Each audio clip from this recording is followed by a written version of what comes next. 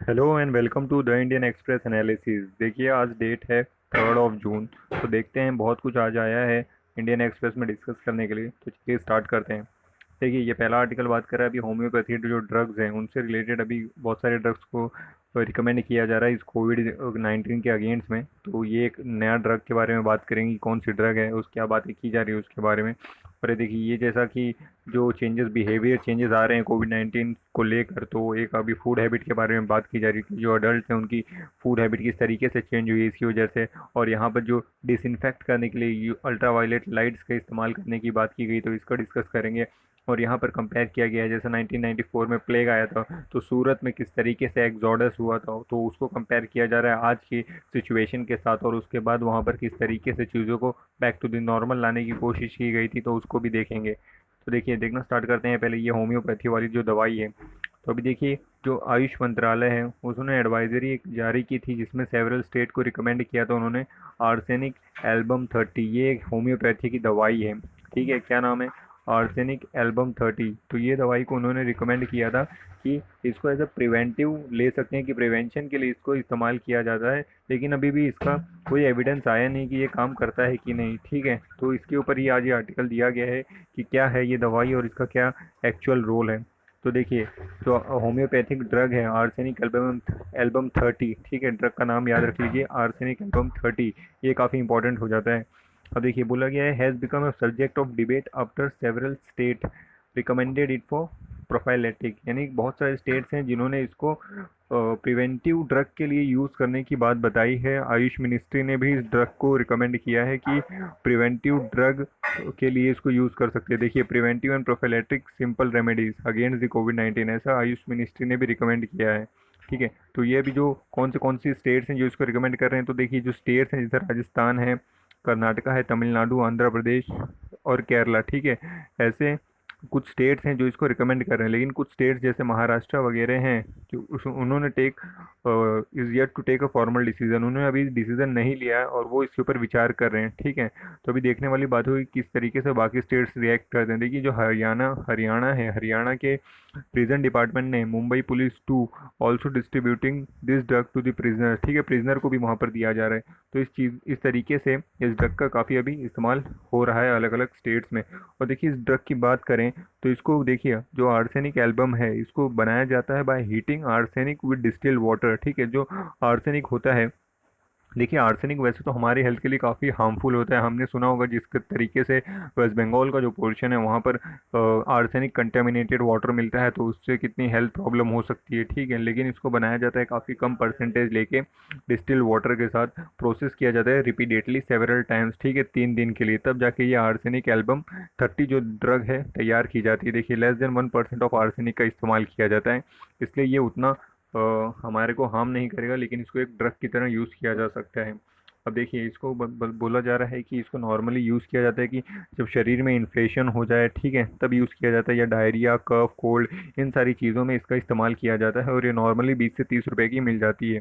ठीक है, तो अब लेकिन अभी बोला गया है कि इसको जो कि पहले यूज़ किया जाता था ये सब दवाइयों के लिए, ये सब चीज़ों के लिए, और रेस्टलेस, कोल्ड, अल्सर हो जाता है उसके लिए, फिर बर्निंग पेन, इन सारी चीज़ों के लिए यूज़ किया जाता था और पाउडर या टैबलेट फॉर्म में मिलता था।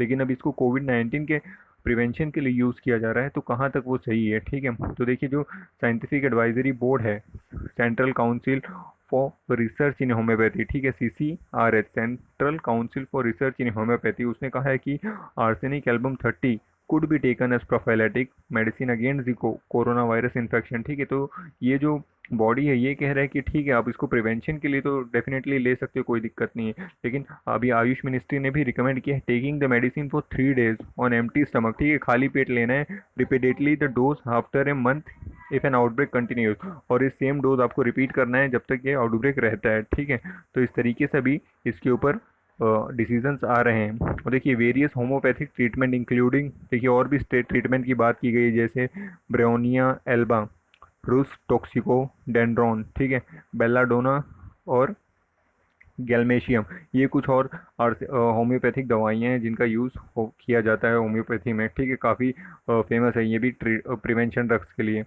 अब देखिए, और आगे बताया जा रहा है कि जो कॉलरा है, स्पेनिश इन्फ्लुएंजा है, येलो फीवर है और स्कारलेट फीवर है, ये सब जब फैला था, टाइफाइड फैला था, तब भी उसमें भी होम्योपैथी ने अपना रोल दिखाया था। ठीक है, तो ऐसा नहीं कि पहली बार ही किसी महामारी में इसका इस्तेमाल किया जा रहा है। और 2014 जब इबोला आउटब्रेक हुआ था तो एक एक्सपर्ट कमेटी WHO ने रिकमेंड किया था, it is ethical to offer unproven intervention with yet unproven efficacy and adverse effect, ठीक है, as potential treatment on the prevention keeping in view no vaccine और एंटीवायरल वर अवेलेबल। तो 2014 में जब Ebola फैला था उसके बाद WHO की कमेटी बैठी थी, उन्होंने कहा था कि अगर ऐसी कोई ड्रग है जो लगता है कि काम कर सकती है लेकिन उसके ऊपर कोई भी स्टडी अभी प्रूवन नहीं है तो उसका भी इस्तेमाल किया जा सकता है, जब तक हमारे पास क्योंकि कोई ऑप्शन नहीं है कि दूसरा कोई वैक्सीन वगैरह इस्तेमाल किया जाए। ठीक है, तो ये WHO का रिकमेंडेशन आया था, तो काफ़ी आप कह सकते हो कि थोड़ा सा सरप्राइजिंग है, क्योंकि इसका कोई रिपोर्ट है नहीं, कोई स्टडी है नहीं, लेकिन उन्होंने रिकमेंड कर दिया था कि यूज़ किया जा सकता है क्योंकि कोई भी दूसरी वैक्सीन अवेलेबल नहीं रहती है। अब देखिए, जो central drug standard control organisation है, उन्होंने इशू किया है एक notification allowing the private practitioner to try alternative remedies. ठीक है, जो प्राइवेट प्रैक्टिशनर है उसको अलाउ कर दिया गया है central drug standard control organisation द्वारा कि वो आयुर्वेदा या होम्योपैथी का ट्रीटमेंट भी अपने हिसाब से हिट एंड ट्रायल मेथड से जो भी सही लगता है कर सकते हैं। अब देखिए, इसमें साइंस की क्या बात है वो बात बताई जाए तो जो हमारे director of the Indian council of medical research हैं बलराम भार्गव जी, उन्होंने बताया है कि we have issued no guidelines regarding the medicine. तो उन्होंने साफ साफ कह दिया है कि जो ICMR है उन्होंने कोई भी डायरेक्टिव अभी दिया नहीं है जो एल्बम 30 है ये दवाई से रिलेटेड लेके। ठीक है, और WHO has no guideline on using arsenic album 30 as a COVID-19 treatment, और WHO का भी अभी इसके ऊपर कोई एविडेंस नहीं है, कोई गाइडलाइंस नहीं है। तो इसको अभी ऐसा कोई प्रूवन मिला नहीं है कि ये काफ़ी कुछ काम कर लेगा, लेकिन अभी इसको इस्तेमाल में लिया जा रहा है बहुत सारी जगह पे। और बताया जा रहा है सेवरल होम्योपैथ है pointed out that each individual react differently, और होम्योपैथी की ये एक विशेषता होती है कि वो हर एक इंडिविजुअल पे डिफरेंटली रिएक्ट करते हैं। तो उसके जो प्रैक्टिशनर्स हैं उन्होंने भी अभी ऐसा कहा है कि ये हर एक इंडिविजुअल पे डिफरेंटली रिएक्ट करती है, इसलिए इसको सबको यूनिवर्सली बांटना थोड़ा सा गलत हो जाएगा। ठीक है, तो देखिए नेक्स्ट आर्टिकल बात कर रहा है कि अल्ट्रावायलेट लाइट का इस्तेमाल किया जा रहा है जितने भी जर्म्स और ये वायरसेस जितने भी पब्लिक प्लेसेस हैं वहाँ पर इसका इस्तेमाल करके सभी बसेस या ट्रेनों को डिसइंफेक्ट किया जा सकता है। तो देखिए, अल्ट्रावायलेट लाइट्स के बारे में पहले यहाँ पे बताया गया है। देखिए, अगर अल्ट्रावायलेट लाइट्स की बात की जाए तो एक स्पेक्ट्रम होता है। ठीक है, अगर हम पूरा स्पेक्ट्रम देखें लाइट्स का हम पूरा अगर स्पेक्ट्रम देखें तो देखिए ये हो गया विजिबल लाइट्स हो गई जो हमें दिखाई देती है। ठीक है, तो ये उसका स्पेक्ट्रम हो गया। और उसके बाद यहाँ पर उसके तो आप कह सकते हो कि लेफ्ट वाले साइड में अल्ट्रावायलेट पड़ता है और राइट वाले साइड में इंफ्रारेड। ठीक है, तो और इधर एक्सरे, तो एक्सरे और विजिबल के बीच में अल्ट्रावायलेट पड़ता है। ठीक है, तो ये आप स्पेक्ट्रम याद रख सकते हो कि अल्ट्रावायलेट है, फिर विजिबल है, फिर इंफ्रारेड है। ठीक है, जो विजिबल है इसकी वेवलेंथ अल्ट्रावायलेट से ज़्यादा है और इंफ्रारेड की उससे भी ज़्यादा है। ठीक है, तो देखिए जो एक मिनट, इसका कितना नैनोमीटर, देखिए 400 नैनोमीटर से 700 नैनोमीटर तक अपना विजिबल वाले में आ गया है। फिर इससे जो कम वाला रहेगा वो अल्ट्रावायलेट का रहेगा और जो ज़्यादा वाला रहेगा वो इंफ्रारेड का रहेगा। ठीक है, तो वेवलेंथ भी एक आइडिया होना चाहिए बेसिक कि क्या वेवलेंथ रेंज में पड़ता है। ठीक है, तो ये हो गया एक्सरे, अल्ट्रावायलेट रे, विजिबल, इंफ्रारेड और माइक्रोवेव। ठीक है, इस तरीके से ये पूरा स्पेक्ट्रम है। तो अभी हम बात कर रहे हैं अल्ट्रावायलेट रे के ऊपर। तो देखिए, अल्ट्रावायलेट रे जो है उसमें बताया जा रहा है कि किस तरीके से when this region are arrange according to the wavelength ultraviolet light come between the visible और एक्सरे, जैसा कि अभी हमने स्पेक्ट्रम में देखा है। ठीक है, तो wavelength of the UV light is smaller than the visible, तो विजिबल से कम है। ठीक है, और फिर देखिए यूवी है, विजिबल है, फिर अपना इंफ्रा वाला आ जाता है। ठीक है, तो इस तरीके से पूरी सीरीज है। और the wavelength of the ultraviolet radiation कितना है, 10 नैनोमीटर। 1 नैनोमीटर कितना होता है, 10⁻⁹ मीटर। ठीक है, तो इस तरीके से है इसका जो आप कह सकते हो कि कितनी बैंडविड्थ में आता है ये। और जो ultraviolet radiation in 200-300 nanometre range is known to destroy the virus, जो 200 और 300 नैनोमीटर की रेंज में आता है। ठीक है, उसको माना जाता है कि ये वायरसेस को और बैक्टीरियाज को डिस्ट्रॉय करने की कैपेबिलिटी रखता है। तो इसका यूज़ करके हम जो भी पब्लिक प्लेसेस है उसको डिसइंफेक्ट कर सकते हैं। और हमारे पास दो ही ऑप्शन, या तो अल्ट्रावायलेट का इस्तेमाल किया जाए या केमिकल्स का इस्तेमाल किया जाए। तो ये दो ऑप्शन है, both chemical and ultraviolet radiation are mean to disinfect. ठीक है, नॉट दी ह्यूमन स्किन, लेकिन ह्यूमन स्किन के लिए थोड़ा सा दिक्कत हो सकता है, क्योंकि इससे आप कह सकते हो ह्यूमन स्किन के ऊपर अगर अल्ट्रावायलेट रेज आएंगी तो कॉज कर सकता है इरिटेशन और स्किन कैंसर वगैरह इस तरीके की चीज़ें भी देखने को मिल सकती हैं। तो ह्यूमन स्किन के लिए बेनिफिशियल आप नहीं है कह सकते हो, तो उसको सूट नहीं करेगा। अब हर्डल्स इसमें क्या क्या है कि ये जो सोर्स है, one need source that emit sufficient high doses of UV, ठीक है। तो एक सोर्स चाहिए जहाँ से यूवी लाइट रिलीज की जा सके। तो ऐसे जो सोर्सेस आते हैं जो mercury containing gas discharge lamp होते हैं, ठीक है। मर्क्यूरी कंटेनिंग गैस डिस्चार्ज जो लैंप होते हैं वो काफ़ी एक्सपेंसिव होते हैं और उनको हाई पावर की आवश्यकता होती है, और उनकी जो रिलेटिवली लाइफ स्पैन है वो काफ़ी शॉर्ट टर्म होता है और काफ़ी बल्कि भी वो होते हैं। तो ये कुछ चैलेंजेस हैं, क्योंकि इतना महंगा और इतना बड़ा हो जाएगा, उसको सोल्यूशन कुछ लेके आना पड़ेगा कि जो कॉम्पैक्ट हो, जो इजीली अवेलेबल हो, ठीक है, और जो कम एनर्जी ले। तो इसके लिए सोल्यूशन है कि एलईडी बनाया जाए, ठीक है, लाइट एमिटिंग डायोड्स, ठीक है, ये बनाया जाए which could be portable and energy efficient, जिसको आसानी से इधर उधर ले जाया जा सके और वो एनर्जी भी कम कंज्यूम करे। तो इस तरीके की कुछ एलईडी अगर बनाई जाएगी तो वो कारगर साबित हो सकती है। अब देखिए बोला जा रहा है LEDs that emit UV light to exist but again applying current to them for light emission is complicated. जो ऐसी एलईडीज़ अभी मौजूद है लेकिन उनको करंट देने के लिए जो प्रोसेस है वो कभी काफ़ी कॉम्प्लिकेटेड है, और जो इलेक्ट्रोड मटेरियल है also has to be transparent to the UV light, और जो इलेक्ट्रोड मटेरियल इस्तेमाल किया जाता है उसको भी हमें ट्रांसपेरेंट वाला चाहिए। अभी जो एग्जिस्टिंग है उसमें ऐसी आप कह सकते हो फैसिलिटीज़ या फीचर्स नहीं है कि जो यूवी है उसको ट्रांसपेरेंट कर सके। तो अभी सोल्यूशन ये है कि ऐसा मटेरियल इस्तेमाल किया जो जो ट्रांसपेरेंट हो सके और यूवी लाइट उससे पास हो सके, तभी तो वो जाके डिसइंफेक्ट करेगा, ठीक है। तो जो मिनेसोटा है यूएसए में, यहाँ पर स्टडी की जा रही है। देखिए मिनेसोटा आते ही अभी जैसे हम देख रहे हैं कि मिनेसोटा में और भी जो प्रोटेस्ट देखने को मिल रहा है, क्योंकि वहाँ पे ब्लैक डिस्क्रिमिनेशन चल रहा है, ठीक है। तो वो तो अलग टॉपिक हो गया। अब यहाँ देखिए recently discover new class of transparent conductor. तो एक नया कंडक्टर वहाँ पर अभी देखने को मिला है जिसका नाम है स्ट्रॉन्शियम नियोबेट, ठीक है, स्ट्रॉन्शियम नियोबेट। तो इस तरीके का अभी वहाँ पर मटेरियल फाइंड किया गया है जिसको हम इस्तेमाल कर सकते हैं। इस तरीके की फिल्म इस्तेमाल करेंगे तो वो ट्रांसपेरेंट कर देगी, यूवी लाइट उससे आर पार जा सकेगी और डिसइंफेक्ट कर सकेगी, ठीक है। और इस टेक्निक को जो इस फिल्म को जिस तरीके से हम बड़ा कर रहे हैं उसको क्या कहते हैं, स्पटरिंग। स्पटरिंग इस टेक्निक को कहते हैं। इससे हम ये फिल्म बना रहे हैं, ठीक है। अब UV light at the low cost and high quality. तो ये यूवी एलईडी हमें बनाना है जो लो कॉस्ट हो, हाई क्वालिटी हो, तब उसका इस्तेमाल हम कर सकते हैं पब्लिक प्लेसेस को डिसइंफेक्ट करने के लिए। और देखिए ये वाला जो आर्टिकल अभी डिस्कस कर रहा है किस तरीके से जो अडल्ट हैं उनकी फूड हैबिट्स चेंज हो रही हैं। तो हो क्या रहा है कि जो पहले आप कह सकते हो बाहर खाते थे या साथ में खाते थे, अभी बहुत सारे चेंजेस देखने को मिल रहे हैं। रेस्टोरेंट्स बंद हैं तो बहुत सारे लोग अनहेल्दी ऑप्शंस पे स्विच कर रहे हैं। बहुत सारे लोग जो ग्रुप्स में खाना पसंद करते थे अभी अकेले खा रहे हैं, ठीक है। तो ऐसे बहुत सारे बिहेवियरल चेंजेस देखने को मिल रहे हैं, ठीक है। एग्जाम पॉइंट ऑफ व्यू से इतना इंपॉर्टेंट है नहीं, बस जनरल एक ट्रेंड दिखाने की कोशिश की गई है। अब यहाँ देखिए ये वाला आर्टिकल बात कर रहा है कि किस तरीके से 1994 में जो प्लेग फैला था तब सूरत से जो माइग्रेंट्स का एग्जॉडस हुआ था, सिमिलर इंसिडेंट्स अभी भी उस तरीके का ही देखने को मिल रहा है। उस समय भी स्पेशल ट्रेन चलवा के वर्कर्स को दोबारा बुलाया गया था। तो आज भी उसी तरीके की स्टेप्स की ज़रूरत है, यहाँ पर बताने की बात की गई है, ठीक है। देखिए प्लेग एंड एक्सोडस। तो 1994 में जैसा पहले मैंने बताया कि प्लेग फैला तो सूरत में बहुत सारे उड़ीसा के वर्कर्स रहा करते थे। जितने भी इंडस्ट्रीज है, डायमंड इंडस्ट्री, टेक्सटाइल इंडस्ट्री, तो मोस्टली वही काम करते थे, माइग्रेंट से काम करते थे उड़ीसा के, ठीक है। तो जब एक्सोड प्लेग फैला तो सारे ही लोग अपने घरों की तरफ जैसे आज जा रहे हैं उस समय भी चले गए, ठीक है।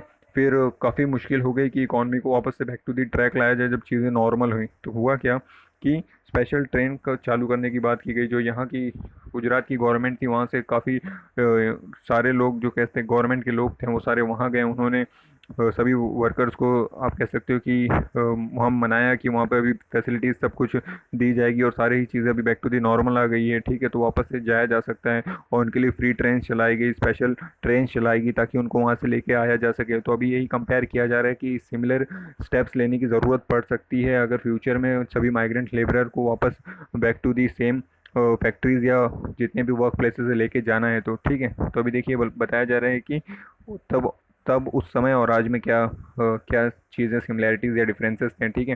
देखिए we feel that like in 1994 free train should be run from Orissa, ठीक है। तो वैसे ही सेम चीज़ यहाँ पर दोहराने की ज़रूरत है जैसा उड़ीसा यूपी बिहार में किया गया था।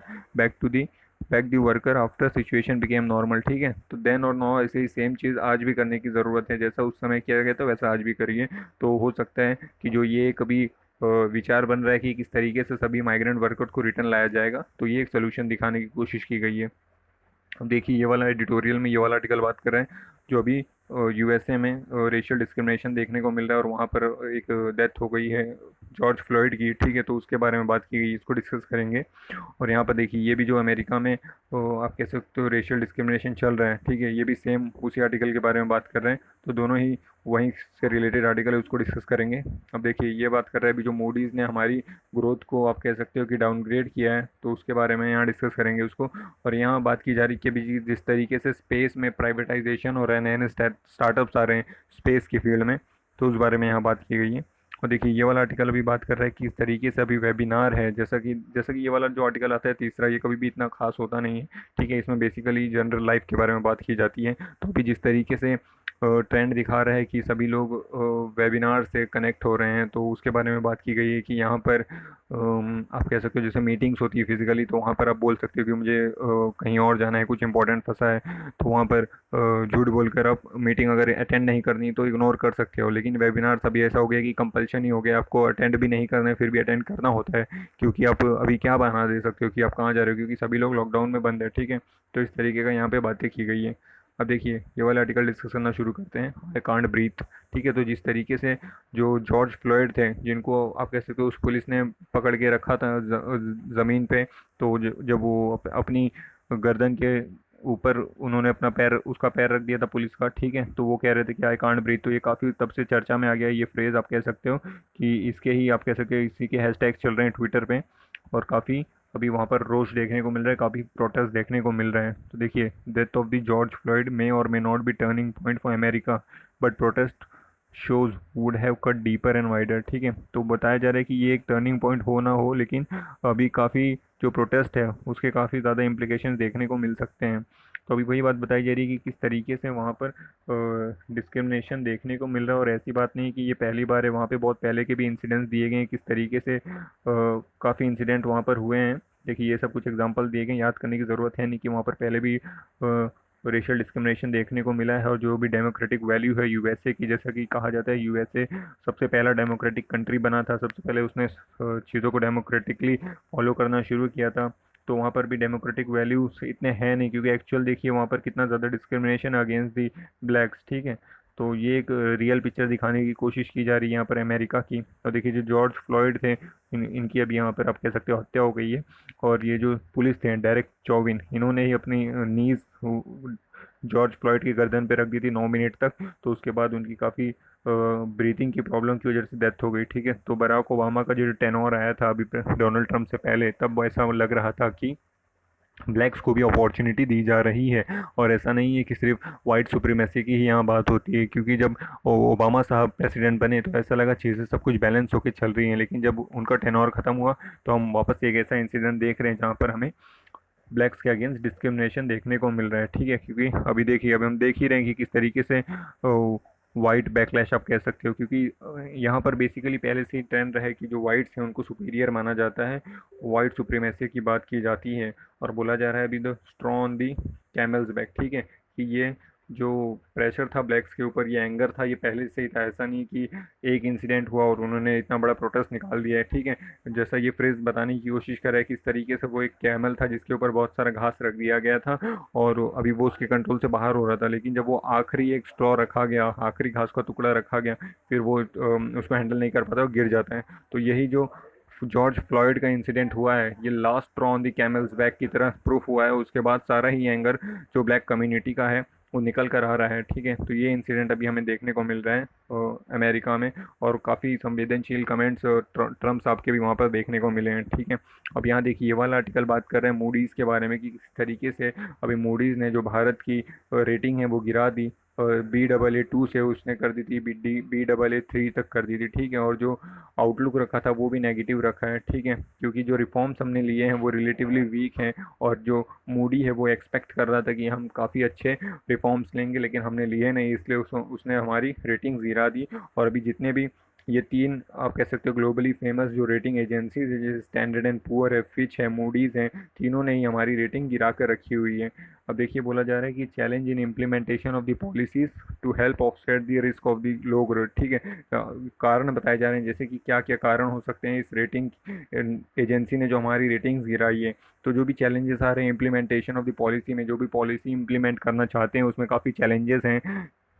ठीक है, तो प्रॉपर पॉलिसी का इम्प्लीमेंटेशन होना एक दिक्कत है, इसी वजह से ये एक कारण है। और दूसरा कारण है कि जो जनरल गवर्नमेंट फिजिकल पोजीशन है, ठीक है, यानी जो गवर्नमेंट का भी फिजिकल पोजीशन है, यानी फिजिकल डेफिसिट ज़्यादा चांसेस है होने के, काफ़ी ज़्यादा फिजिकल डेफिसिट अभी बढ़ता हुआ दिखाई दे रहा है। और जो स्ट्रेस है फाइनेंशियल सेक्टर में, ठीक है, तो ये सारे कुछ कारण हैं कि जिसकी वजह से अभी जो हमारे देश की रेटिंग है उसको गिराई गई है। और इसमें कोविड-19 का इतना इम्पैक्ट है नहीं, कि क्योंकि इसमें जितने भी इंसिडेंट्स हैं मोस्टली कोविड से पहले यानी प्री कोविड की ही चीज़ें देखकर इस रेटिंग को गिराया गया है। और देखिए बोला जा रहा है from 7.1% in the first quarter of 2018-19 से 3.1% in the fourth quarter of 2019-20। इस तरीके से हमारी जीडीपी गिरती हुई जा रही है, इसलिए इन्होंने इस तरीके का स्टेप लिया है। और बात की जा रही जो हेडलाइन नंबर है, देखिए इन्फ्लेशन होता है दो तरीके का, एक होता है हेडलाइन इन्फ्लेशन, एक होता है कोर इन्फ्लेशन। ठीक है, तो कोर इन्फ्लेशन में हम फूड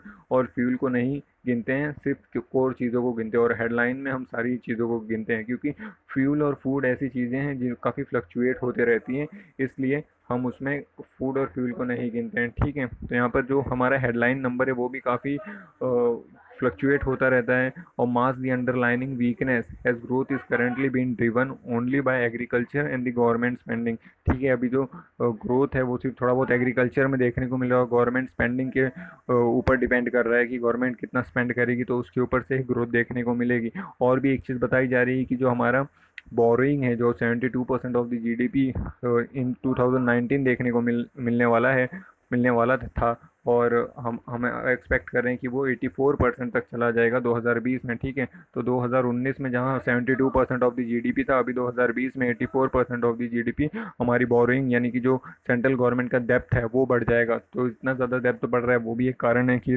रेटिंग्स को गिराया गया है।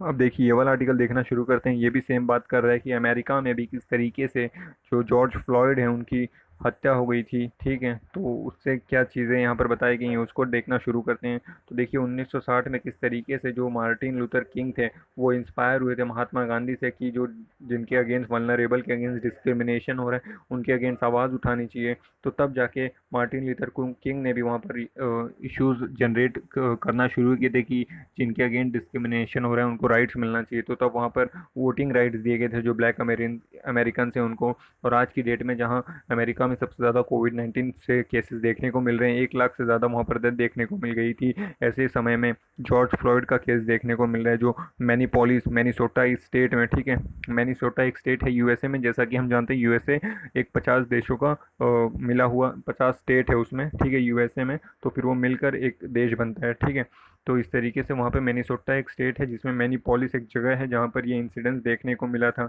तो इस तरीके से यहाँ पर काफ़ी समय से ही ब्लैक्स के अगेंस्ट डिस्क्रिमिनेशन देखने को मिला है, और कुछ लीडर्स निकल कर आए हैं जो इसके अगेंस्ट में बात करते रहते हैं। और यहाँ देखिए वाइट सुपेरियरिटी की भी बात की जाती है कि वाइट्स जो हैं वो कलर से ही सुपीरियर हैं। ऐसा नहीं है कि उनको प्रूफ करना पड़ेगा कि उनके अंदर बहुत ज़्यादा एबिलिटी है या उनके अंदर कुछ स्पेशल चीज़ें हैं कि वो ज़्यादा मेरिटोरियस है एज़ कम्पेयर टू ब्लैक, ऐसी नहीं है, बस अब वो वाइट्स हैं इसलिए वो ज़्यादा सुपीरियर है, इस तरीके की वहाँ पर सोच होती है। ठीक है, देखिए passionate believe that America is a white nation. ठीक है, तो इस तरीके की भी चीज़ें वहाँ पर बहुत सारी प्रेवलेंट है कि जो अमेरिका है वाइट्स का ही नेशन है, ब्लैक्स को इतनी रिस्पेक्ट है नहीं।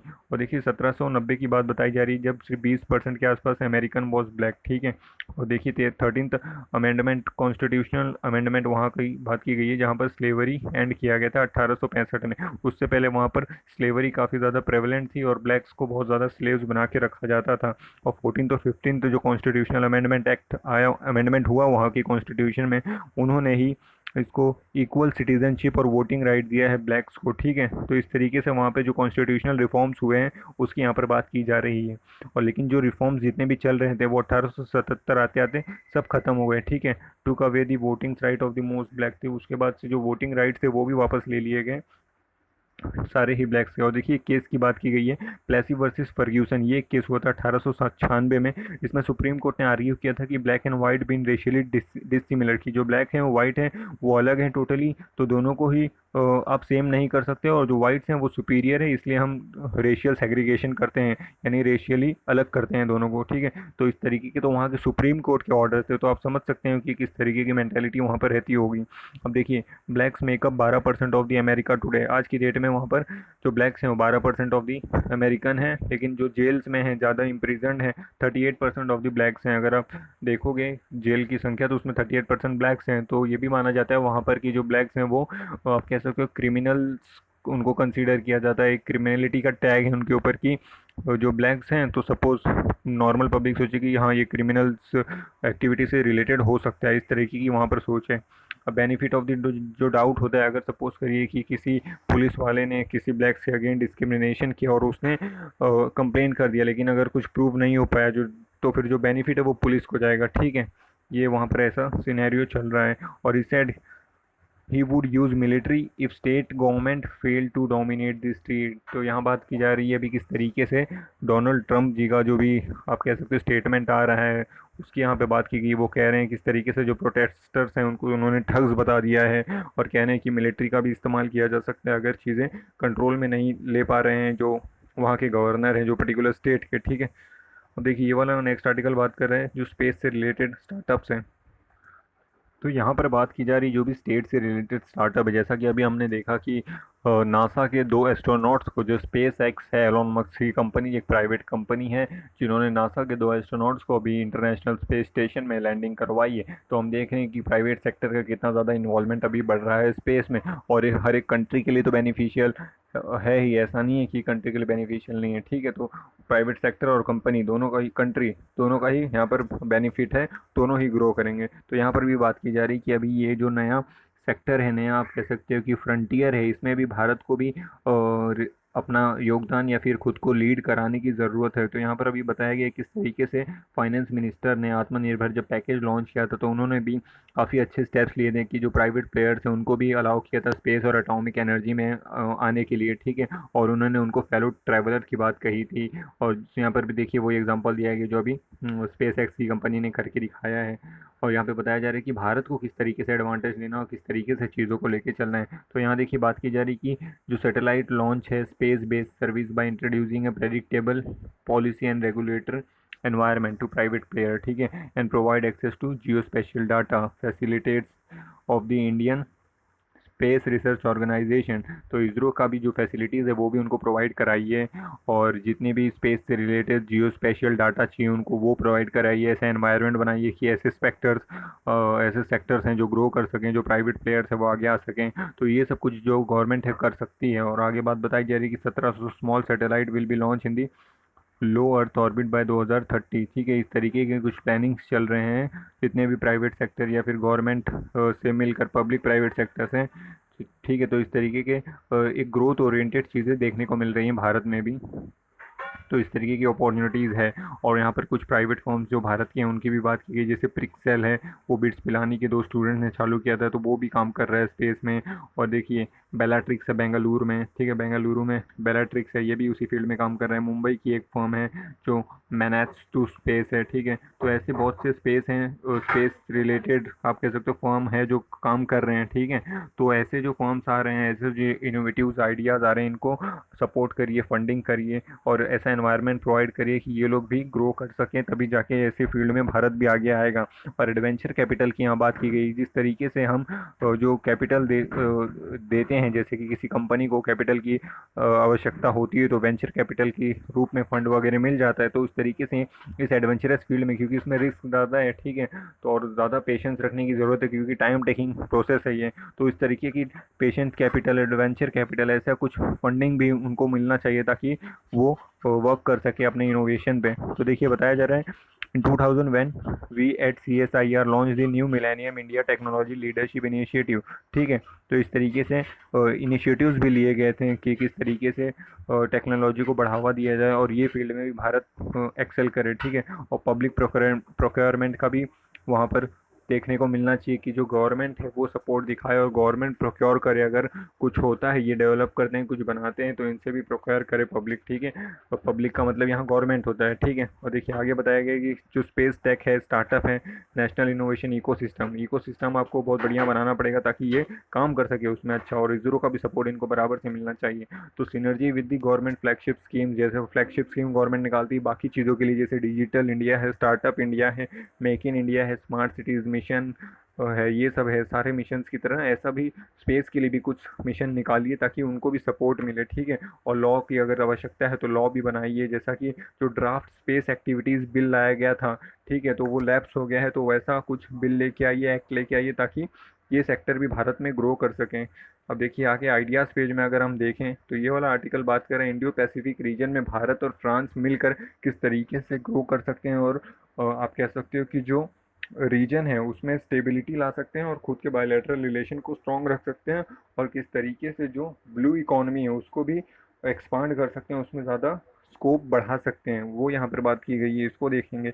और ये वाला आर्टिकल बात कर रहा है कि किस तरीके से अभी रिकवरी को देखा जाएगा, जो ये एक्स्ट्रा ऑर्डिनरी सिचुएशन अभी बनी है, इसके लिए एक एक्स्ट्रा ऑर्डिनरी सोल्यूशन आपको देखना होगा, ठीक है। तो इस तरीके से यहाँ बात की गई है कि किस तरीके से सोल्यूशंस लेके आने चाहिए, और जो जो स्टेप्स लिए गए हैं उसकी भी बात की गई है। तो देखिए यहाँ पर अभी बताया जा रहा है जो फ्रांस की पॉलिसी है इन Indo Pacific close coordination with India, तो भारत और फ्रांस मिलकर अभी काम कर रहे हैं। अगर फ्रांस की बात, तो देखिए ये अगर आप देखेंगे हमारा प्यारा देश भारत है, और इससे अगर आप वेस्ट की तरफ जाओगे तो ये रहा फ्रांस, ठीक है। फ्रांस यहाँ पर है, ये एक आप कह सकते हो कि सागर से सटा हुआ देश है, यानी लैंडलॉक नहीं है। इसकी बाउंड्री देखिए नॉर्थ अटलांटिक ओशियन से मिलती हुई है इसकी बाउंड्री, तो ये हो गया फ्रांस। तो इसके साथ अभी हमारे काफ़ी अच्छे रिलेशन है, और अगर इसके आप बॉर्डरिंग कंट्रीज़ देखोगे तो स्पेन है एक तरफ, वहाँ बेल्जियम है, जर्मनी है, ठीक है, और यहाँ पर इटली है। तो इस तरीके से ये इसकी कुछ बाउंड्रिंग कंट्रीज़ हैं, तो बाउंड्रिंग कंट्रीज़ भी याद रखना ज़रूरी है। और ये पेरिस इसकी कैपिटल यहाँ पर है, ठीक है, ये इसकी पेरिस कैपिटल है, और ये ऑफ बे ऑफ बिस्के है। तो इस तरीके से ये फ्रांस है, और फ्रांस की एक आप कह सकते हो टेरिटरी है इंडियन ओशियन में, रीयूनियन टेरिटरी, ठीक है, रीयूनियन आइलैंड उसका नाम है, ठीक है। उसको उसके साथ भी अभी हमने वहाँ पर भी अभी पेट्रोलिंग की थी फ्रांस के साथ मिलकर। तो यहाँ देखिए ये जो इंडियन ओशियन वाला रीजन है, इसमें जो मेडागास्कर के पास आप अगर देखेंगे तो ये यूनियन आइलैंड दिखाई पड़ता है, और ये फ्रांस की ही टेरिटरी है, ठीक है, ओवरसीज टेरिटरी है ये फ्रांस की। तो और ये इंडियन ओशियन में यहाँ पर पड़ता है जो माडागास्कर के पास। तो भारत ने भी अभी मिलकर यहाँ पर पेट्रोलिंग की थी फ्रांस के साथ, तो अभी फ्रांस और भारत मिलकर जो इंडो पैसिफिक रीजन, ये इंडो वाला रीजन और पैसिफिक वाला रीजन है, ठीक है, यहाँ पर किस तरीके से चीज़ों को लेकर चला जाए, क्योंकि चाइना जो है यहाँ पर साउथ साउथ चाइना सी में काफ़ी अपना वर्चस्व दिखाने की कोशिश कर रहा है, और जो पैसिफिक वाला रीजन है, जो भी ये वाटर वाटर वाला रीजन है, उसमें अपनी ज़्यादा पकड़ बनाने की कोशिश कर रहा है। तो इस ऐसे वक्त में काफ़ी ज़्यादा आवश्यक हो जाता है कि जो बाकी कंट्रीज़ हैं, जो यहाँ पर आप कह सकते हो जिनका यहाँ पर से है, या फिर जो चाइना के वर्चस्व को इतना फैलने से रोकना चाहते हैं, उनको बहुत ज़्यादा ज़रूरी हो जाता है कि वो मिलकर काम करें, ठीक है। तो अब देखते हैं आगे और क्या बात बताई गई है फ्रांस और इंडिया से रिलेटेड। देखिए भारत और फ्रांस दोनों ही अभी काफ़ी जो नेवल इंटर ऑपरेबिलिटी है उसके थ्रू जितने भी अपने रिलेशंस बेटर कर रहे हैं, ठीक है। और इन्होंने फर्स्ट एवर पेट्रोलिंग की है, जो रियूनियन आइलैंड है, मोजाम्बिक चैनल है, ठीक है, वहाँ पर काफ़ी पहली बार अभी ऐसे मिलकर पेट्रोलिंग करके दिखाई है, ठीक है। और यहाँ पर देखिए जो इंडियन ओशियन रिम एसोसिएशन है, यानी इंडियन ओशियन रीजन वाले जितने भी कंट्रीज़ हैं, ठीक है, France is candidate for full fledge membership, ठीक है, अभी फुल फ्लेज मेंबरशिप फ्रांस को दी जा सकती है। तो फ्रांस एक बहुत ही इंपॉर्टेंट प्लेयर निकल कर आएगा। अब देखिए एशिया यूरोप मीटिंग और the Indian Ocean naval symposium, ठीक है, जो इंडियन ओशियन नेवल सिंपोजियम है which France is chairman for the 2 year, ठीक है, आने वाले 2 साल के लिए फ्रांस उसका चेयरमैन है।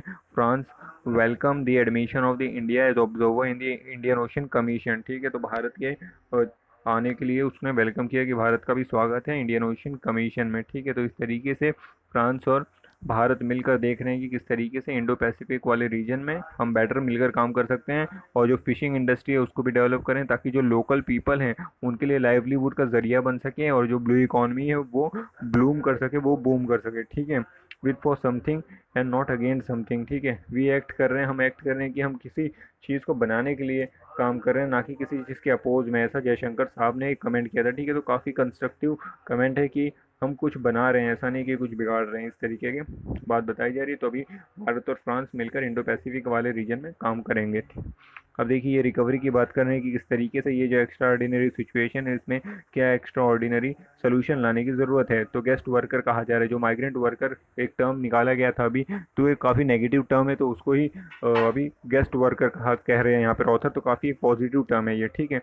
तो इस तरीके से इन्होंने काफ़ी अच्छा एक शब्द लगाया ये मुझे, ठीक है।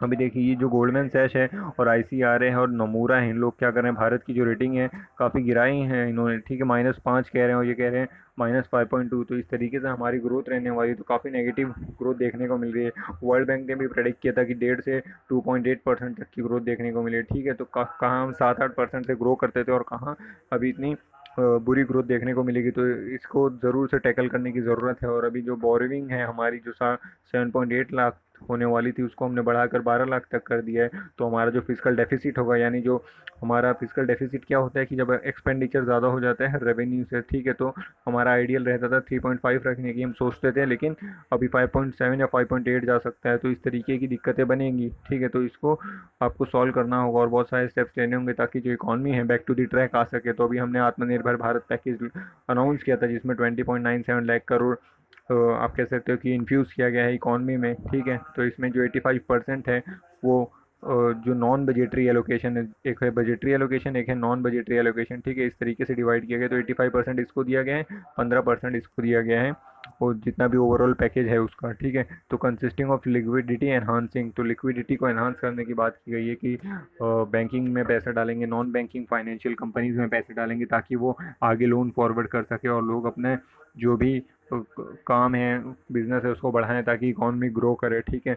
और जो फ्रंट लोड इंफ्रास्ट्रक्चर स्पेंडिंग बढ़ाने की बात की गई, कि जो भी इंफ्रास्ट्रक्चर पे भी स्पेंड करने की बात की गई थी, नेशनल इंफ्रास्ट्रक्चर पाइपलाइन प्रोजेक्ट जो हम कर रहे हैं, ठीक है। देखिए नेशनल इंफ्रास्ट्रक्चर पाइपलाइन प्रोजेक्ट हम बना रहे हैं, जिसके तहत हम ऑल ओवर द इंडिया में बहुत ही अच्छा इंफ्रास्ट्रक्चर बनाने के ऊपर काम कर रहे हैं। तो अभी बोला गया जो हेल्थ इंफ्रा है उसके ऊपर पहले काम करना ज़्यादा ज़रूरी है, क्योंकि इससे हेल्थ तो सुधरेगी और जो इंफ्रास्ट्रक्चर से बेनिफिट होता है इकॉनमी को, वो भी बेनिफिट होगा, ठीक है। तो इस तरीके से पहले हेल्थ के ऊपर फोकस करने की बात की गई है। और जो डेफिसिट फाइनेंसिंग है उसको मोनेटाइज करने की ज़रूरत है। देखिए मोनेटाइजिंग दी डेफिसिट, यानी कि आरबीआई से नोट छपवाने की ज़रूरत है, जितना भी डेप्थ बच जाता है, क्योंकि और कोई सोर्स बचेगा नहीं, बोरोइंग इससे ज़्यादा नहीं कर सकते हम। तो हमें आरबीआई से नोट छपवाने की ज़रूरत है ताकि हम चीज़ों को संभाल सकें, क्योंकि पैसे ख़त्म हो जाएंगे अभी गवर्नमेंट के पास भी, क्योंकि इतना ज़्यादा इन्फ्यूज़ करने के लिए खुद के पास भी तो पैसे होने चाहिए। तो इस तरीके से कुछ बात बताई जा रही है कि किस तरीके से भी सोल्यूशन निकाला जा रहा है और क्या हमारी आने वाली दिनों में पिक्चर देखने को मिल सकती है। और ये वाला आर्टिकल इतना इंपॉर्टेंट है ना, ये आज बात कर रहे हैं कि किस तरीके से जो दिल्ली शहर है उसको सुंदर बनाया गया था।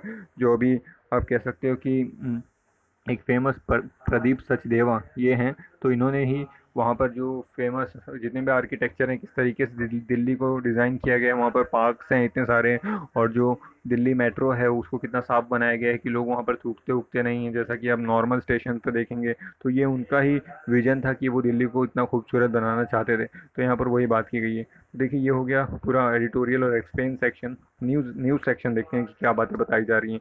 तो देखिए ये वाला आर्टिकल बात कर रहा है कि किस तरीके से अभी जो चाइनीज़ और भारत के बीच में लद्दाख और नाकुला जो सिक्किम में पास है उसको लेकर कॉन्फ्लिक्ट देखने को मिल रहा है। तो वहाँ पर अभी काफ़ी ज़्यादा चाइनीज़ मिलिट्री की प्रेजेंस देखने को मिली है। इस बात को प्रूफ किया है, मतलब इस बात को कंफर्म किया है जो हमारे डिफेंस मिनिस्टर है राजनाथ साहब, उन्होंने भी। तो अभी दोनों ही देश मिलकर बायलेटरली चीज़ों को सॉल्व करेंगे। तो देखते हैं कैसा सोल्यूशन देखने को मिलता है। देखिए आगे क्या बात की जा रही है। देखिए मनरेगा की डिमांड बढ़ रही है, क्योंकि अभी सारे ही जो माइग्रेंट वर्कर हैं वो घरों की तरफ गए हैं, तो वहाँ पर भी उनको काम चाहिए। तो वहाँ पर मनरेगा का जो डिमांड है वो काफ़ी ज़्यादा बढ़ रहा है। अभी हमने देखा था मनरेगा में 40,000 करोड़ भारत ने कैसे तरीके से आत्मनिर्भर पैकेज में इन्फ्यूज़ किए हैं। तो देखते हैं किस तरीके से डिमांड फुलफिल हो पाएगी या कम रह जाएगी, ठीक है। तो इसके ऊपर ध्यान देने की काफ़ी आवश्यकता है। यहाँ पर देखिए जो एमएसएमईज़ को अभी आप कह सकते हो कि स्ट्रेंथन करने के लिए जो स्टेप्स लिए गए हैं, देखिए to speed up micro small medium enterprises sum of 3 lakh crore अभी हमने अब पैकेज में दिखाया था आत्मनिर्भर भारत में, और low interest has been allocated, ठीक है। इजीली लोन देने की बात की गई है। 100% गारंटी ऑफ द लोन है, यानी कि गवर्नमेंट पे करेगी बैंकों को, इसलिए बैंकों को डरने की ज़रूरत नहीं है। और नो सिक्योरिटी नीडेड, ठीक है। कोलेट्रल फ्री है ये। Exemption from the principal repayment for year, ठीक है, 1 साल के लिए एग्जामेशन भी दिया गया है। और जो डेफिनेशन चेंज की गई है अभी एमएसएमई की, ठीक है, उसकी बात बताई गई है। और प्रमोट करने के लिए ईज ऑफ डूइंग बिजनेस, ठीक है, ईज ऑफ डूइंग बिजनेस को प्रमोट करने के लिए इतनी सारी अपॉर्चुनिटीज़ दी गई है एमएसएमई को ग्रो करने के लिए। और देखिए, नो ग्लोबल टेंडर, अगर 200 करोड़ तक का कोई प्रोजेक्ट होगा तो उसमें ग्लोबल टेंडर को अलाउ नहीं करेंगे, वो सिर्फ इंडियंस के लिए होगा। उसके ऊपर वाले को अगर होगा 200 के ऊपर तो ग्लोबल टेंडर बाहर के लोगों को अलाउ करेंगे, ठीक है। तो ये कुछ है एमएसएमईज को ग्रो करने के लिए। और जो डिस्ट्रेस एसेट फंड है यानी सबऑर्डिनेट डेप्ट स्कीम है वो भी दिया गया, यानी जिसके ऊपर पहले से कर्जा है उसको भी दिया जाएगा फंड, लोन, ऐसा नहीं है कि उसको नहीं दिया जाएगा। तो उसके लिए 20,000 करोड़ का स्कीम लाया गया है। ये ऐसे 2 लाख एमएसएमईज को ये हेल्प करेगा। तो 50,000 करोड़ फंड ऑफ फंड दिया गया है। फंड ऑफ फंड यानी एक ऐसा बड़ा सा, सपोज करिए म्यूचुअल फंड है जिसके तहत काफ़ी दूसरे म्यूचुअल फंड्स की कंपनीज आती हैं, फिर वो अलग अलग जो इतने भी स्कीम्स होते हैं उसमें इन्वेस्ट करते हैं। तो ऐसा फंड ऑफ फंड 50 करोड़ का लागू किया गया है। तो अप्रूव करेगा जो इक्विटीज़ हैं एमएसएमईज में, ठीक है। Approval of liquidity to put an end to challenge face by the MSMEs in the development, ठीक है। तो डेवलपमेंट में जो दिक्कत हो रही है वो इसको सॉल्व करने की कोशिश यहाँ से हो जाएगी। और it will be joint fund from the government और प्राइवेट सेक्टर से जॉइंट फंड रहेगा। PM launches MSMEs ministry portal www.champions.gov, ठीक है। तो ये पोर्टल लॉन्च किया गया है। और MSMEs can register that complaint here. तो इस तरीके से एमएसएमईज को ग्रो करने की बात की गई है और काफ़ी कुछ स्टेप्स लिया गया है। और यहाँ देखिए, दिल्ली में एक नया ऐप चालू किया है जिसके तहत पता चलेगा कि कौन से हॉस्पिटल में कितना बेड्स खाली है, ठीक है। तो दिल्ली कोरोना इस ऐप का नाम है। और यहाँ देखिए किस तरीके से जो सलून्स है वो खुल रहे हैं, पीपीई किट्स पहन कर लोग वहाँ पर काम कर रहे हैं। और ये देखिए, ये जो ग्लूमी पिक्चर हमें डेली यहाँ पर इंडियन एक्सप्रेस में देखने को मिलती है कि किस तरीके से लोग अभी ट्रैवल कर रहे हैं और किस तरीके से रह रहे हैं। और देखिए, ये CSIR ने अभी एक नई स्टडी देखने को मिली है, एक नया यूनिक ट्रेट मिला है, ठीक है। जो वायरस है उसका एक नया, आप कह सकते हो, वर्जन या ट्रेट देखने को मिला है इंडिया में स्पेसिफिकली। तो इसका नाम है क्लेड आई, या फिर आप कह सकते हो A3I। ये एक नया वर्जन देखने को मिला है। 41% ऑफ दी पीपल में यही वाला देखने को मिला है और ग्लोबली ये सिर्फ 3.5% लोगों में देखने को मिलता है। देखिए, जो क्लेड है ये एक टॉक्सोनॉमी ग्रुप है ऑफ द ऑर्गेनिज्म, यानी ऑर्गेनिजम्स को इस तरीके से नामांकित किया जाता है that are classified together on the basis of the homologous feature, ठीक है। उनकी फीचर्स के सिमिलैरिटी के ऊपर उनको नाम दिया जाता है। और अगर लेमैन टर्म में बोला जाए तो ये एक स्ट्रेन ऑफ द वायरस है, ठीक है। यानी सेम वायरस की आप कह सकते हो उसके अंदर जो डिफरेंसेस होते हैं, दूसरी प्रजाति है उसकी वायरस की। तो ये अभी भारत में एक नया स्ट्रेन देखने को मिला है और भारतीय जनता में ये 41% लोगों में प्रेवेलेंट है, ठीक है। तो ये एक चीज़ अभी देखने को मिली है। और देखिए, आंध्र प्रदेश में कम्युनिटी स्प्रेड को चेक करने की बात की गई है और डेली 290 केसेस चेक करने की बात की जा रही है। और हाई कोर्ट ने अभी वहाँ पर जो मुंबई कोर्ट है, बॉम्बे हाई कोर्ट, उसकी बेंच जो नागपुर की बेंच है उसने अभी नोटिस किया है कि सेंटर वर सीकिंग पीएम केयर फंड, जो पीएम केयर फंड था उसके डिटेल्स के बारे में अभी हाई कोर्ट ने एक प्ली दाखिल की गई है कि इसके पीएम केयर में जो भी पैसे गए हैं उसके ऊपर आप ट्रांसपेरेंसी दिखाइए, ठीक है। तो ऐसी एक प्ली वहाँ पर दाखिल की गई है। देखिए, ये वाला आर्टिकल बात कर रहा है अभी किस तरीके से जो CAPF कैंटीन थी वहाँ पर जो फॉरेन गुड्स थे, इंपोर्टेड गुड्स थे, उनको बैन करने की बात की गई थी। लेकिन अभी एक लिस्ट लाई गई थी जिसमें काफ़ी स्वदेशी प्रोडक्ट्स भी थे। तो उसको लेकर यहाँ पर अभी एक देखने को मिल रहा है कि जो ऑफिसर्स थे उनको ट्रांसफ़र कर दिया गया है, ठीक है। कि उसके वहाँ पर जो लिस्ट उन्होंने लाई थी उसमें काफ़ी इंडियन प्रोडक्ट्स थे। और यहाँ देखिए, एक चीज़ ये देखने को मिल रही, जो आसाम नेचुरल गैस लीक हो रहा है, ठीक है। वहाँ पर एक आप कह सकते हो कि ऑयल फील्ड है, ठीक है। तो वहाँ सर नेचुरल गैस लीक हो रहा है। तो इसको ही ठीक करने के लिए अभी जो वहाँ की स्पेसिफिक स्टेट गवर्नमेंट है उन्होंने बात की है सिंगापुर बेस्ड फर्म से, ताकि फॉरेनर एक्सपर्ट्स आके इसको चीज़ों को हैंडल करें, ठीक है। तो blow out at the Baghjan oil field, ठीक है। तो इस ऑयल फील्ड में अभी नेचुरल गैस लीक देखने को मिल रहा है।